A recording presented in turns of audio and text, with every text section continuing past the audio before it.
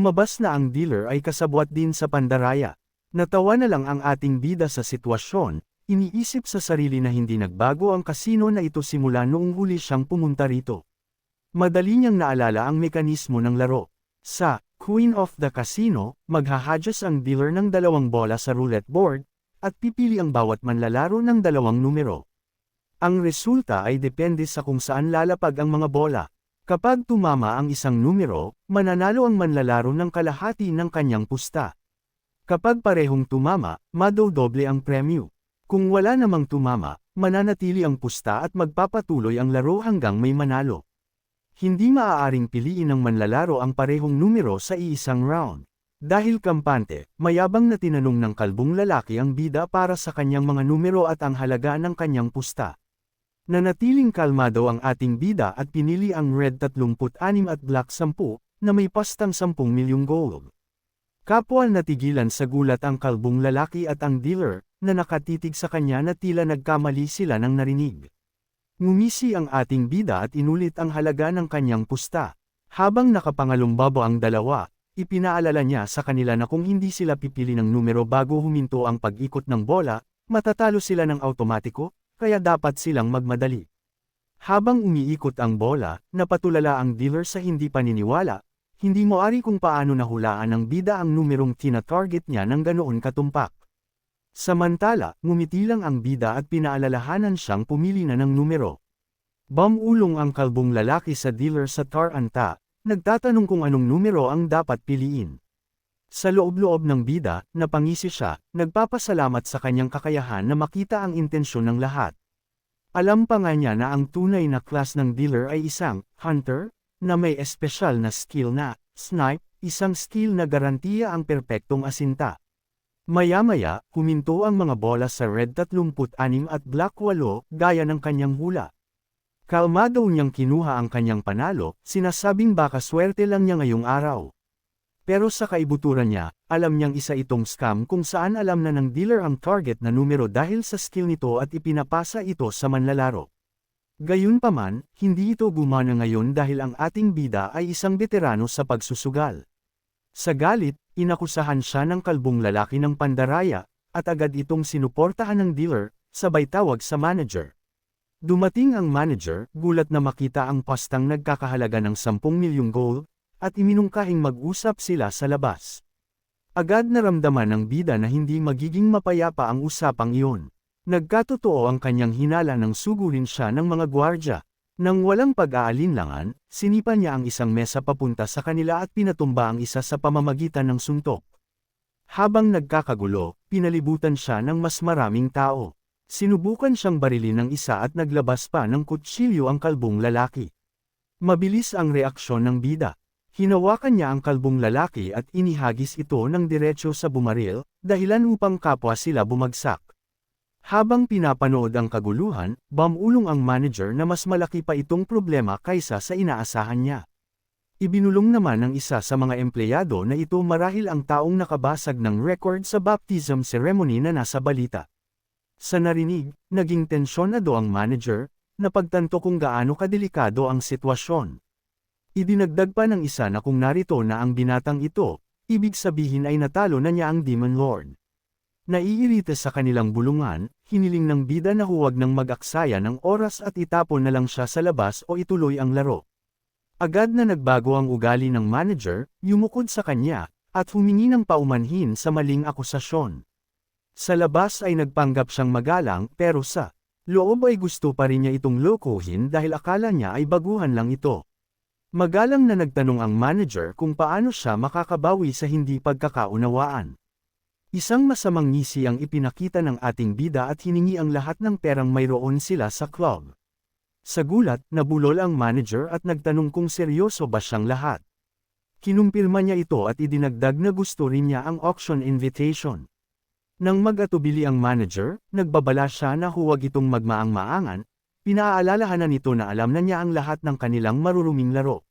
Nagbanta siyang isusumbong sila sa public security o babalik para sirain ang kanilang negosyo kung tatanggi sila. Kinakabahan at pinagpapawisan, sumang-ayon ang manager na ibigay ang lahat. Lumipat ang eksena sa Grand Auction Hall ng Second Life Center. Sinuri ng bida ang kanyang balanse at napansin na hindi ito kasing laki ng inaasahan niya, pero sapat na para sa kanyang kailangan. Alam niyang ang auction na ito ang tanging pagkakataon niya para makuha ang High Elf Tears. Matapos ayusin ang manager ng kasino, nakuha niya ang imbitasyon at nakapasok sa bulwagan. Ngayon, ang kailangan na lang niyang gawin ay manalo sa bidding.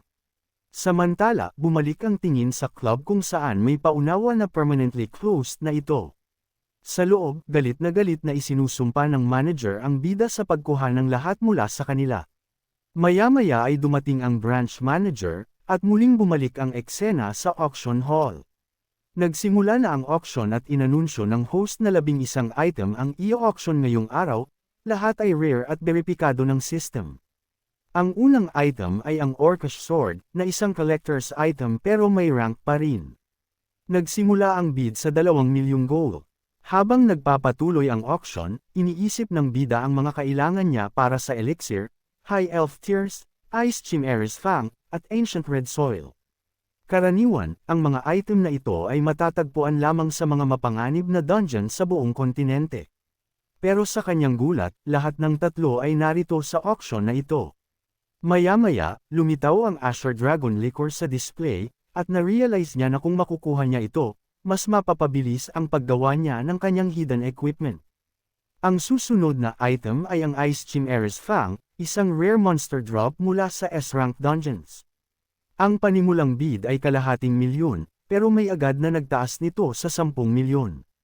Nagulat ang bida, pero lalong nadagdagan ang kanyang gulat nang lumingon siya at makita ang manager ng kasino. Napagtanto niya na niloko siya nito dahil mas marami itong gold. Bagamat mayroon siyang sapat na gold para magbid, nagpasya siyang isave ito para sa huli dahil mas gusto niya ang High Elf Tears. Dahil doon, napunta ang Ice Chimera's Fang sa manager na bahagi ng Windsnake Guild, isang malaking intercontinental guild na may napakaraming pera. Kahit alam ng bida na bahagi ito ng guild, minaliit niya kung gaano talaga kalakas ang guild na iyon. Tiningnan ng branch manager ang bida at tinanong kung siya ba ang gumawa ng gulo. Ipinaliwanag ng manager na hindi lang niya ninakaw ang kanilang pera, kundi kinuha rin ang kanilang auction invitation at ginamit ito sa publiko ng walang pag-aalinlangan. Sa narinig, idineklara ng branch master na hindi nila pwedeng palagpasin ang pambabastos na ito. Kailangan nilang gawin siyang halimbawa para ipakita sa lahat kung ano ang mangyayari sa sinumang mga ngahas na kalabanan ang guild na kumokontrol sa bansang ito. Samantala, inanunsyo ng announcer ang susunod na item, ang Ancient Red Soil. Isa itong misteryosong item na sinasabing matatagpuan lamang sa S-rank dungeon sa Ground 3. Kahit nagsimula ang bid sa 7 milyon, agad itong itinaas ng bida sa 50 milyon. Nagulat ang announcer at inulit ang halaga para marinig ng lahat. Pero hindi nagtagal, isang bagong bid na 200 milyon ang nanggaling sa Windsnake Guild, na ikinagulat ng lahat, kabilang na ang bida. Inasahan niyang may kompetisyon, pero hindi niya akalaing tatalo ng ganoon kataas ang presyo. Ang kanilang yaman at impluwensya ay malinaw na lampas sa kaya niyang tapatan. Habang nagkakagulo ang mga tao, binasa niya ang isip ng manager at nalaman na plano ng Snake Guild na ay sabutahe ang lahat ng kanyang bids bilang ganti sa nangyari kanina. Dahil dito, naramdaman niya ang matinding pressure. Kung patuloy silang makikialam, baka mawalan siya ng pagkakataon na makuha ang High Elf Tears, at ang pagkuha nito sa huli ay mangangailangan ng mas malaking oras at pagod. Ang pakikipaglaban sa isang makapangyarihang organisasyon gamit ang pera ay imposible para sa kanya. Gayunpaman, habang nag-iisip, may nabuong bagong ideya, isang bagay na peligroso, pero baka iyon na lang ang tanging paraan. Bumantong hininga siya, alam na hindi ito matatapos ng mapayapa, at nagsimulang magbid sa bawat item. Gaya ng inaasahan, nagsimulang mag-overbid ang Windsnake Guild sa mga item na hindi naman kailangan. Gumastos pa sila ng 300 milyon para sa Azure Dragon Liquor. Nagpanggap ang ating bida na naiinis, na nagpatawa sa manager habang ipinagsisigawan na hindi siya titigil hanggat hindi niya nakukuha ang lahat ng item sa auction. Sa loob-loob ng bida ay tumatawa siya, sinasabing sila ang mga hanggal dahil ang plano niya ay talagang pagbidin sila para sa lahat. Sa wakas, oras na para i-auction ang Tears of the High Elf. Inilarawan ito bilang banal at maganda, isang bagay na sinasabing nagnanakaw ng puso at luha. Nagsimula ang bidding sa 50 milyon, pero agad itong itinaas ng bida sa 500 milyon, na ikinagulat ng lahat. Alam niya na kailangan niyang makuha ang item na ito dahil hindi niya ito pwedeng pakawalan. Sa galit ng manager, dinobol niya ang halaga at nagbid ng 1 bilyong gold, sa pag-aakalang mananalo siya. Gayunpaman, ang kanilang bid ay minarkahang invalid, dahil naabot na nila ang kanilang item limit. Nawalan ng salita ang manager. Ipinaliwanag ng announcer na ayon sa mga tuntunin, ang isang bidder ay maaari lamang manalo ng hanggang 5 item. Naabot na ng Snake Guild ang bilang na iyon, kaya hindi na sila maaaring magbid. Ang regulasyong ito ay ginawa upang pigilan ang monopolyo sa mga rare item. Galit na nakipagtalo ang manager na wala siyang alam sa panuntunang ito. Alam ng bida na hindi ito ordinaryong auction, kundi isang espesyal na inaprubahan ng Adventurers Association na idinisenyo para maging patas. Dapat ay nilinaw ng mga organizer ang panuntunan, pero hindi nila ginawa. Inanunsyo ng auctioneer na ang High Elf Tears ay naibenta sa lalaking may halo sa halagang 500 milyon. Nagpalakpakan ng mga tao habang ang bida ay hindi gaanong masaya sa kanyang bagong tawag na halugay. Sa kabilang banda, nagsisimulang mawala sa sarili ang manager. Inakusahan niya ang bida ng pagpapahiya sa kanya at sinabing hindi niya ito palalampasan. Bago pa siya makagamit ng spell, binalaan siya ng bida na kumalma at ayusin na lang ang mga bagay sa labas sa halip na gumawa ng gulo rito. Sinabi niya na huwag madamay ang mga inosenteng tao. Sa galit, binalak ng manager na atakihin siya, pero namagitan ng branch master at iniutos na tumigil ito, pinaalalahanan na ang paggamit ng karahasan dito ay magdadala ng parusa mula sa association. Nanahimik ang manager at natapos ang auction. Pagkaraan, nakaupo ang bida sa labas, pinagninilinilayan ang magulong pangyayari.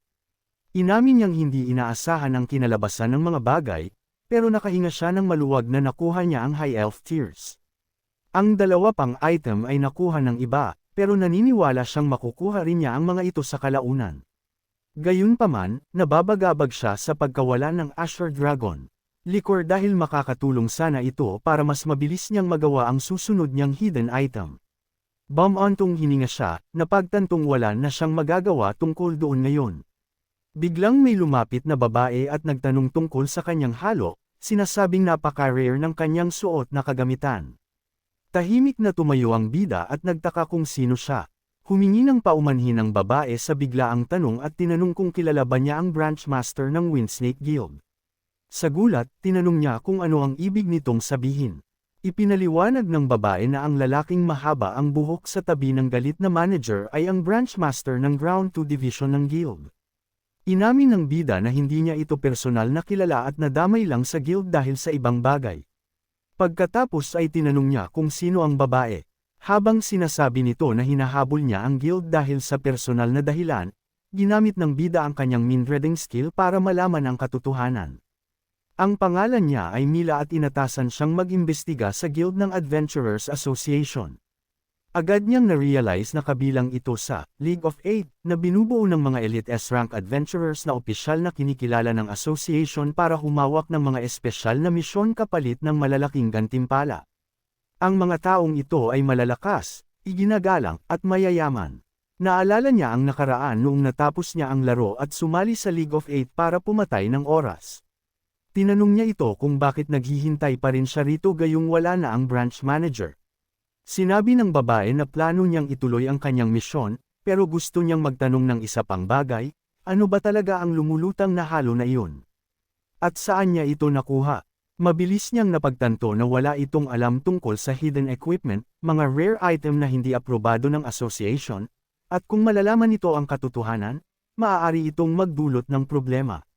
Kaya, nagpanggap siyang hindi niya maintindihan ang sinasabi nito. Maya-maya, nabasa niya ang isip nito at nalaman na interesado lang ito sa halo dahil mukhang cute ito. Naramdaman ng babae ang kanyang kaba at tinanong kung may problema ba. Binaliwala niya ito, sinasabing mahaba ang kwento at matatagalan bago maipaliwanag. Medyo nainas ang babae, pero hinayaan na lang ito, sinasabing hahanapin na lang niya ang item ng mag-isa. Pinanood niya itong umalis, gulat sa pagiging kakaiba nito, isang equipment geek na isa rin sa mga Elite 8. At base sa kilos at lakas nito, malamang isa ito sa mga pinakamagaling sa kanila. Samantala, iniisip din siya ng babae.